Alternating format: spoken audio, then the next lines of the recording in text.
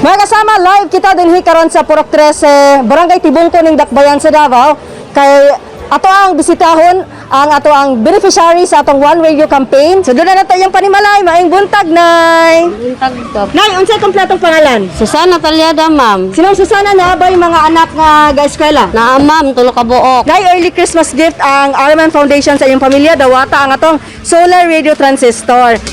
Kada Sunday gid na natay radio education programs nga hatod sa DXC621 Arman Davao. Madungog pud na sa imong mga anak nga ga-module. So makatabang pud na sa inyo aron maminaw sila, makakaton sila og mga bagong pagtulon nga hatod sa atong programa. Daghang salamat sa DXDC nga nakadawat ko aning radyo. Ako salamat ko kay nana ko'y paminawan og nanay ka kuanan ako mga anak ani ma'am. Dakong tabang kay ni sa amo sa akong mga anak nga mag-module pod sila. Og makapaminaw sab ko og ganung mga balita. Kay mahilig man jud kog balita. Maminaw jud ko anak.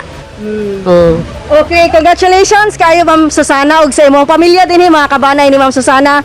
Daghang salamat pod sa higayon no nga nahimamat mo namo karong buntaga sa Team DXDC. Kauban si Radyoman Joel Veray, gikan dinhi sa Purok 13, Barangay Tibungko ning Dakbayan sa Davao. Kini si Radyoman ay may ginita, tatak RMN.